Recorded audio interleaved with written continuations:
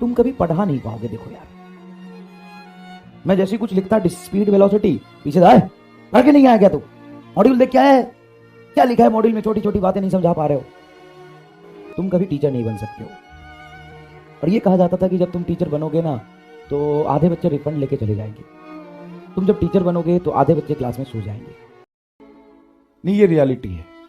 और मेरे केस में तो ये रियलिटी है ही, क्योंकि बचपन से मैं बहुत ही रामलाल टाइप और बेवकूफ़ चोमू बकलोल हुआ करता था। स्कूल जाने में मुझे कोई दिलचस्पी नहीं थी। स्कूल तभी जाता था जब किसी को कूटना पीटना हो, क्रिकेट खेलना हो और कुछ लड़ाई झगड़ा हो गया, तभी जाता था मैं स्कूल। बाकी स्कूल से अपना दूर दूर तक कोई लेना देना था नहीं। और स्कूल वाले भी नहीं चाहते थे कि मैं स्कूल जाऊं, क्योंकि जिस दिन मैं स्कूल जाता था उस दिन सारे टीचर चौकन्ना हो जाते थे, आज कुछ गड़बड़ हुआ है या होने वाला। हमारा जो विद्यालय था वो चरवाहा विद्यालय था। ना तो आज तक मैंने कभी प्राइवेट स्कूल में पढ़ा, क्योंकि उसकी फीसेस बहुत ज़्यादा होती थी। ना कोई मैं प्राइवेट ट्यूशन कर पाया, सिर्फ एक ट्यूशन करता था फिजिक्स का, बस 12th क्लास में। उसके बाद गवर्नमेंट स्कूल से पढ़ा हूँ, गवर्नमेंट कॉलेज में पढ़ा हूँ, तो सीख नहीं पाया कुछ स्टार्टिंग में। पहली बार मेरे स्कूल में नाम लिखवाया गया था 8वीं क्लास में। वैसे तो चरवाहा विद्यालय में नाम होता था, बट वैसे एग्जाम देने के हिसाब से तो पहली बार मैंने अपने जीवन में एग्जाम दिया था 8th क्लास में। फर्स्ट क्लास का कोई एग्जाम नहीं, सेकेंड क्लास का नहीं, थर्ड क्लास का नहीं, फोर्थ क्लास का नहीं, फिफ्थ क्लास का नहीं, 7th क्लास का नहीं, 8th क्लास में मैंने एग्जाम दिया था पहली बार। वो भी इसलिए क्योंकि बोर्ड था, बोर्ड होता था 8th क्लास में कुछ दिनों पहले तक, बिहार बोर्ड की वजह से मुझे एग्जाम देना पड़ा था। फिर मैंने एग्जाम दिया था 9th में, फिर 10th। कॉलेज में थोड़ा पढ़ा था बाकी की कहानी थोड़ी अलग है। बात टीचिंग फील्ड में आना एक एक्सीडेंट था, है ना। पैसों की जरूरत थी, बहुत दिनों तक बाहर रह लिए थे, घर वाले कुछ दे नहीं रहे थे, और कुछ ऐसा इंसिडेंट था।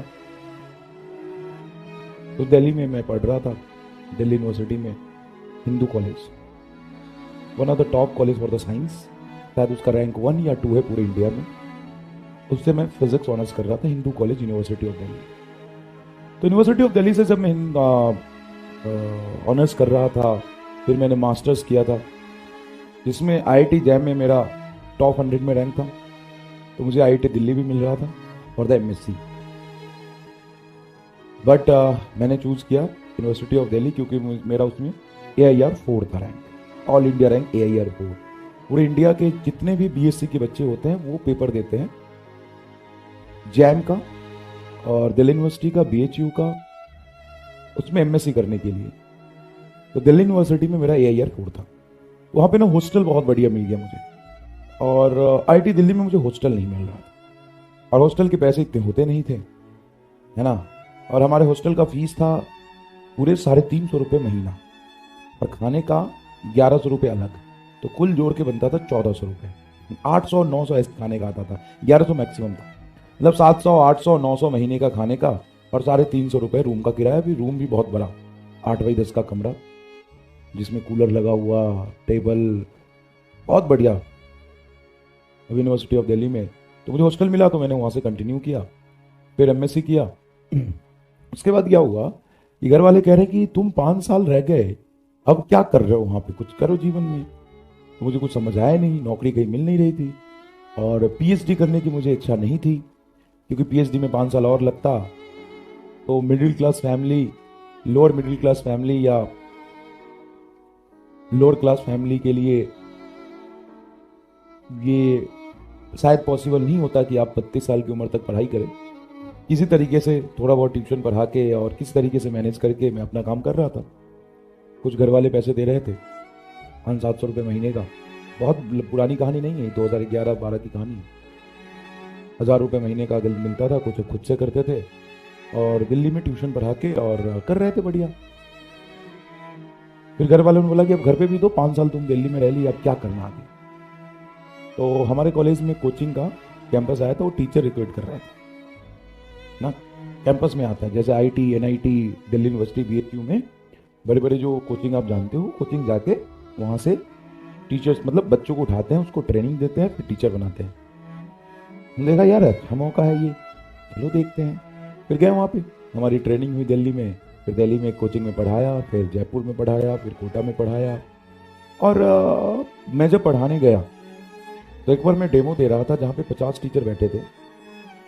हमेशा से मेरा आदत रहा है किसी चीज़ को ना यूनिक बना के बताने का, तो मैं कोशिश कर रहा था लेकिन हर बार फेल हो रहा था।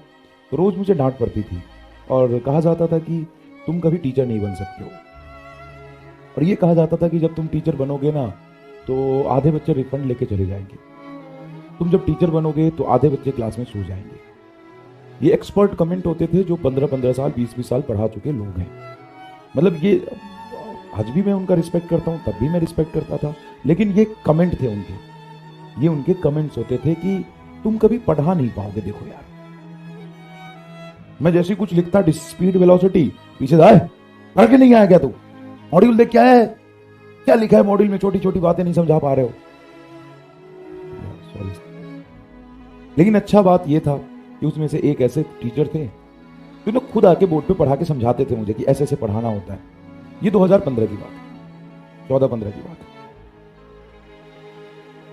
फिर मुझे एक दिन ऐसा लगा, जब ज्यादा बेइज्जती हो गई, मुझे लगा कि मैं छोड़ देता हूँ यार, चला जाता हूँ गाँव, घर वालों को बोल देता हूँ नहीं हो पाएगा मेरे से। सचिन जाखड़ सर उस समय मेरे साथ पढ़ाते थे, है ना, वो भी नए नए आए थे और मेरे से 3 महीने पहले आए थे सचिन जाखड़ सर। तो अब ऐसा होता था कि मेजोरिटी लोग कहते थे कि नहीं कर पाओगे यार, और सच में मैं नहीं कर पाता था क्योंकि मुझे 11th-12th में मैंने कोई कोचिंग नहीं करी। 11th-12th का कोई मेरा प्रॉपर एजुकेशन नहीं था, मुझे नहीं आता था 11th-12th की बहुत बेसिक बातें कैसे पढ़ाना होता है, मुझे कुछ भी याद नहीं था। शायद मैं किसी भी बुक को ना सॉल्व नहीं किया था 11th-12th क्लास में, तो मैं कोई भी क्वेश्चन ढंग से नहीं कर पाता था। बच्चे डाउट पूछने आते थे तो मैं बता नहीं पाता था, और पढ़ाना तो दूर की बात है। तो एक मोमेंट आया जब मैं सोच रहा था कि मैं छोड़ देता हूँ यार, मैं गांव चला जाता हूँ। मैंने बताया सबको कि मेरे से नहीं हो पाएगा। उन्होंने बोला कि तुम्हारा ट्रांसफर कर देते हैं दूसरे जगह पे, तुम वहां जाके देख लो। फिर उन्होंने बोला, एक थे टीचर, उन्होंने बोला कि ऐसा करो तुम ना 9th-10th को पढ़ाओ। मैंने बोला ठीक है।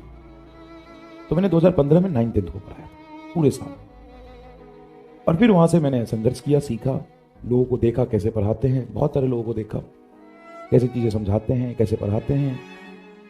क्योंकि तुम समझ सकते हो कि मेरा पूरा स्कूलिंग नहीं था, तो ना मुझे हिंदी बोलना आता था, ना मुझे इंग्लिश बोलना आता था, ना मुझे सही से लिखना आता था। बीएससी में और जैम में रैंक लाना एक अलग बात है, उसमें एप्टीट्यूड चाहिए, सवाल सॉल्व कर कैसे करना होता है वो चाहिए। उसमें कोई इंटरव्यू नहीं होता ना कि आपको बोल के दिखाना है कि आपको कैसे बोल सकते हो। तो मुझे बोलना भी नहीं आता था, मैं 4 लाइन ढंग से बोल नहीं पाता था हिंदी, और ना ही 4 लाइन में अंग्रेजी बोल पाता था। तो जब मैं 9th-10th की क्लास में भी जाता था तो कुछ स्पेलिंग मिस्टेक करता था, बच्चे बड़ा सपोर्टिव होते, तो कहते नहीं थे। 3 महीने बाद मुझे बता रहे, सर ये ना आप याद है कि कुछ वर्ड लिख रहा था मैं बार बार, तो कह रहे सर नहीं आप गलत लिखते हो। मैं बोला सही क्या होता है, तो बोले ये बता रहे यार, ठीक है कोई बात नहीं भाई, कंसेप्ट तो अपन बताते ही थे अच्छे से, तो बच्चा कुछ कहता नहीं था। लेकिन पैरेलली बहुत सारे ऐसे बच्चे थे जो मेरे टोन का, मतलब हमेशा से मैं गांव में रहा हूँ तो मेरे टोन का, मेरे इंग्लिश का, मेरे हिंदी का मजाक उड़ाते थे, और मेरा प्रॉपर स्कूलिंग कभी हुआ ही नहीं था, तो शायद मैं इतना मैच्योर भी नहीं था और चीजें समझ भी नहीं सकता था। लेकिन लगा रहा और कोटा में पढ़ाया बहुत लंबे समय से।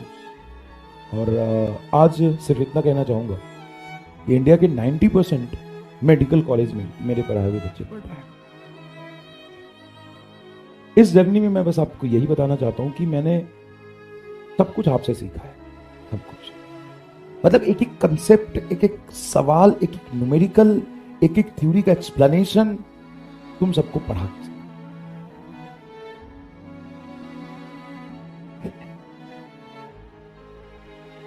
बस ये छोटा सा बात मैं एक्सेप्ट कर रहा हूं कि स्टार्टिंग से, क्योंकि मैं जीरो था,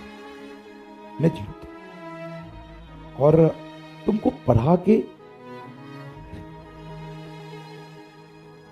तुम जब डाउट पूछते थे उससे और सब कुछ।